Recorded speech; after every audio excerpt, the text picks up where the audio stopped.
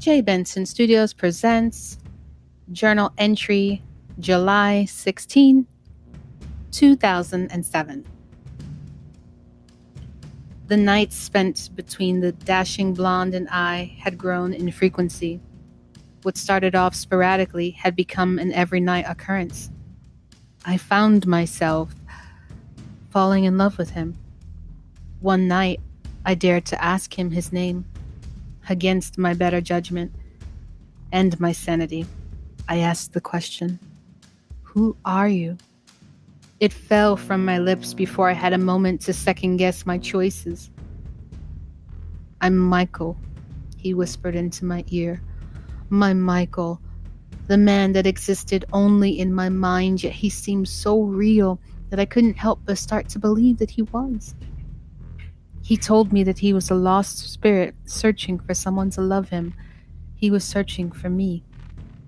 "I've been searching for you, my sweet Victoria," he told me as the pressure of his hand rested on my hip, as it had done so many nights before. My heart ached at the thought that someone like him could fall in love with someone like me. I was so utterly broken. That someone could fall in love with me and that we could be connected even through the spiritual plane of existence left me feeling renewed and reborn. "My Victoria," he called me. My heart ached at the sound of his voice. I turned towards him, and I thought I saw the full features of his face for the first time. His blue eyes glimmered in the darkness of the room as I held his gaze.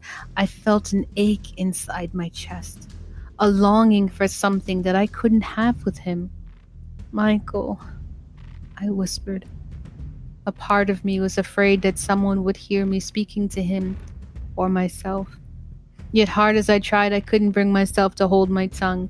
"I've missed you," he said as the image of him grew clear. I reached out to caress his face, but my hand simply passed through him. Sorrow consumed me in that moment. How foolish I had been to believe that I could touch something so perfect and pure. I was unworthy of love that he lavished on me. "Why?" I asked with a tremor in my voice. "Why what?" he responded with a questioning glare.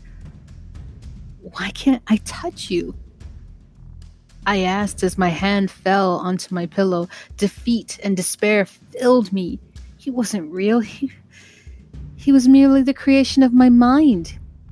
He couldn't be real because I couldn't touch him. I couldn't feel him. The empty space that surrounded me served as a reminder of my failing sanity. He grimaced. "I'm a ghost. I can only hold you in your dreams or if you too are in spirit form." His words cut me like a knife. "Are you asking me to kill myself?" I gasped at the outrageousness of it. He laughed heartily. "No."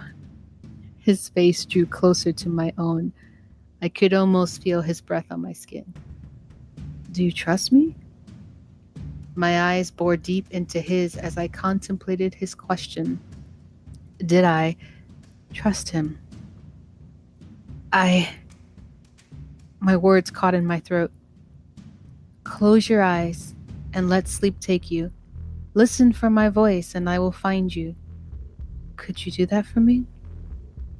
Those piercing blue eyes sent shivers through my core. I did trust him.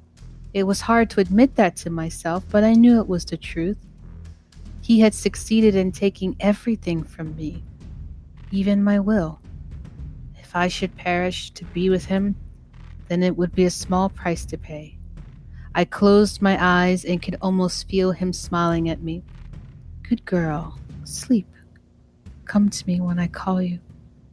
His voice lulled me into a peaceful slumber. "Victoria!" I heard my name in the darkness and followed the sound. There he stood before me, complete and so beautiful, I thought I'd stopped breathing. As his image cleared in my mind, reality struck me. I know you.